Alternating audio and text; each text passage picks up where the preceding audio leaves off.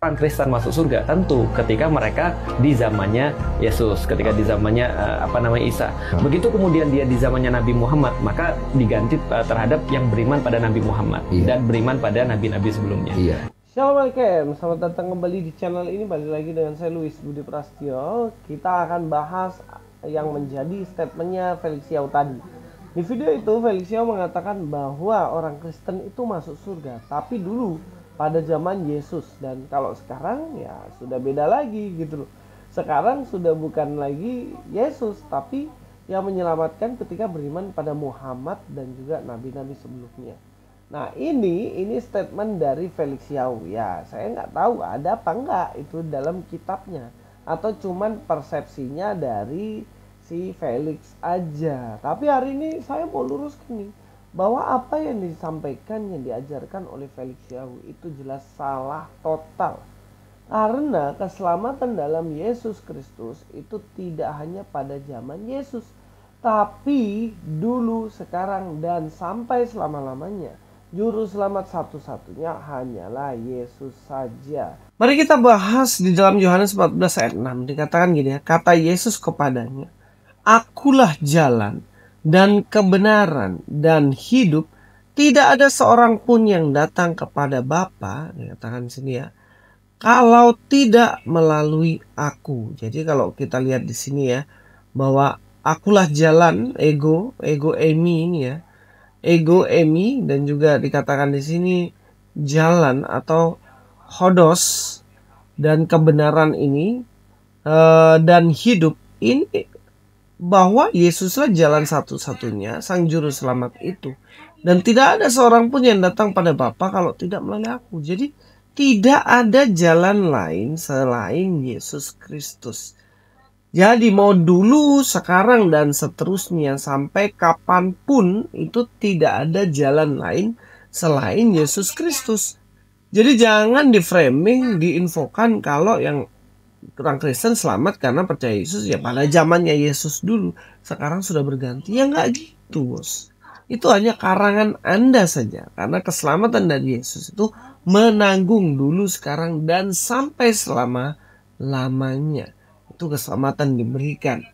Makanya kalau mau belajar Alkitab itu belajar yang baik-baik, jangan asal comot. Nah, kita akan lihat lagi dalam Kisah Para Rasul 4 ayat 12. Dan keselamatan tidak ada di dalam siapapun juga. Tidak ada pada siapapun juga. Kalau dalam bahasa Yunaninya di sini kan tidak ada di dalam siapapun juga. Sini ya, bagaimana dikatakan tidak ada seorang pun. Ini kalau kita lihat ya, tidak ada seorang pun. Jadi siapapun itu manusia, keselamatan tidak ada di dalamnya. Ya kecuali di dalam Yesus Kristus sendiri. Jadi memang keselamatan cuma ada dalam Tuhan Yesus sendiri, tidak ada yang lain. Ini sudah pasti jelas. Makanya dikatakan juga ya, selain di dalam Dia, sebab di bawah kolong langit ini tidak ada nama lain yang diberikan kepada manusia yang olehnya kita diselamatkan. Ini kalau kita lihat dalam ayat Alkitabnya ya, dan keselamatan tidak ada di dalam siapapun juga selain Dia, sebab di bawah kolong langit ini tidak ada nama lain yang diberikan pada manusia yang olehnya kita diselamatkan. Ya, dikatakan di bawah kolong langit ini tidak ada siapapun yang bisa menyelamatkan manusia.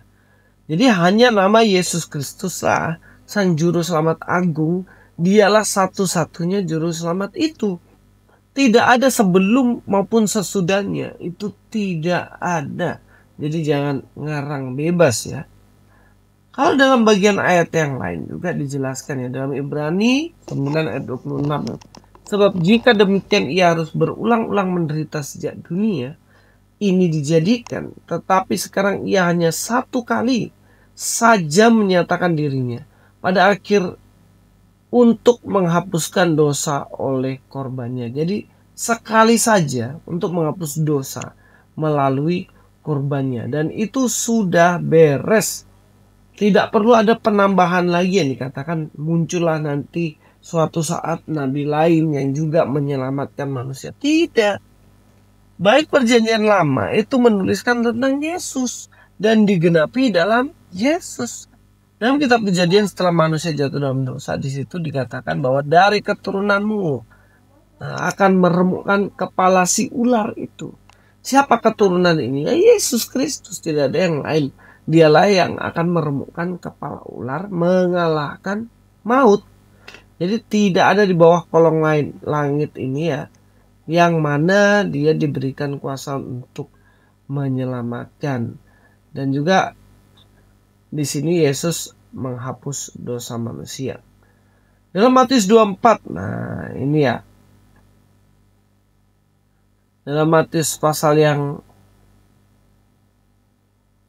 ke-24, nah di sini ini kalau kita bahas semuanya ya. Coba ya 24 ayat 4 nih. Nah, kebaca nggak ya? Oh ya, kebaca ya. Waspadalah supaya jangan ada orang yang menyesatkan kamu. Hati-hati, jangan sampai ada yang menyesatkan kamu. Sebab banyak orang akan datang dengan memakai namaku dan berkata, akulah Mesias. Dan mereka akan menyesatkan banyak orang. Jadi akan ada masa di mana ada orang datang mengaku bahwa dirinya Mesias. Dan itu penyesat. Dan siapa yang menggantikan? Namanya Antikris, kan menggantikan Yesus pada posisinya, berusaha untuk itu, yaitulah Antikris. Jadi tidak ada di bawah kolong langit ini nama yang bisa menyelamatkan. Dan seperti ayat yang tadi kita baca juga, itu jelas ya, bahwa banyak yang datang mengaku Mesias. Tapi kita harus waspada. Kamu akan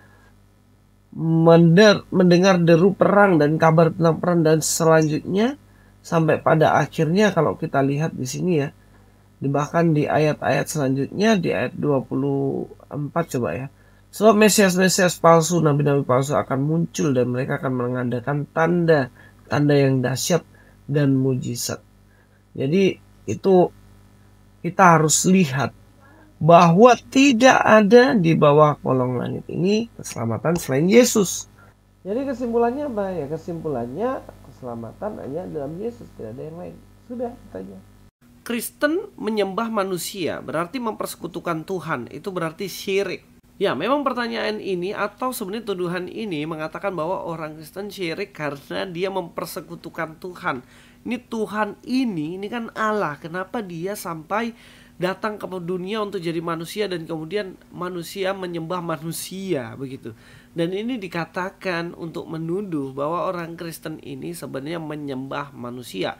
Dan ternyata kalau saya lihat beberapa waktu yang lalu, waktu saya bertemu juga dengan salah seorang yang Kristen, tapi dia itu Jesus only, dia mengatakan bahwa orang Kristen itu mempersekutukan Allah berdasarkan dalam hukum Taurat yang pertama, di mana jangan ada padamu Allah lain di hadapanku.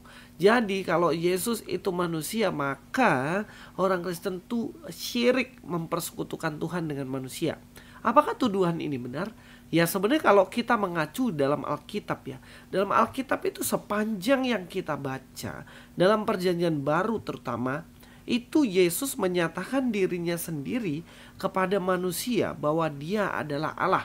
Itu berulang-ulang loh. Dan bahkan kalau kita lihat di dalam beberapa kali orang Yahudi itu marah. Ahli-ahli Taurat, orang-orang Farisi, tokoh-tokoh agama marah karena menuduh Yesus mengaku-ngaku bahwa dia Allah. Dan kalau dia Allah ya kenapa? Apa salahnya kalau kita sembah? Dia kan menyatakan diri ke dunia ini. Allah menyatakan diri dalam wujud manusia, menyatakan diri kepada manusia bahwa dialah sang pencipta yang datang untuk menyelamatkan. Dan wajar-wajar aja kalau kita sembah, bukan berarti kita menyembah manusia. Yesus bukan sekedar manusia, bos. Dia itu Allah yang menjadi manusia. Ini harus dibedakan. Manusia mengangkat dirinya jadi Allah sama Allah yang datang menjadi manusia, itu dua hal yang berbeda. Dan Yesus adalah Allah yang menyatakan diri dalam wujud manusia. Dan kalau dibilang syirik, apakah malaikat-malaikat yang menyembah Yesus juga syirik? Kalau kita lihat dalam Wahyu 5 ayat 11-14, ribuan malaikat dan makhluk sorgawi menyembah anak domba Yesus dan berkata, bagi dia yang duduk di atas tahta dan bagi anak domba adalah pujian dan hormat dan kemuliaan dari kuasa sampai selama-lamanya. Dalam ayat ini jelas dikatakan ya, ribuan malaikat dan makhluk sorgawi menyembah anak domba. Siapa anak domba? Yesus itu.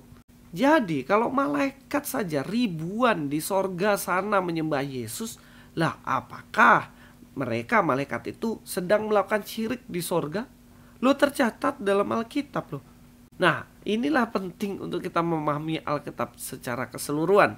Dan kita orang Kristen bukan sedang mempersekutukan, bukan sedang menduakan hati, karena Yesus adalah Allah yang mewujudkan dirinya dalam wujud manusia untuk mengorbankan dirinya di atas kayu salib menyelamatkan manusia dari dosa-dosa mereka. Mudah-mudahan apa yang saya sampaikan ini menjawab dari pertanyaan tadi dan Louis Prasetyo sini. God be with you all.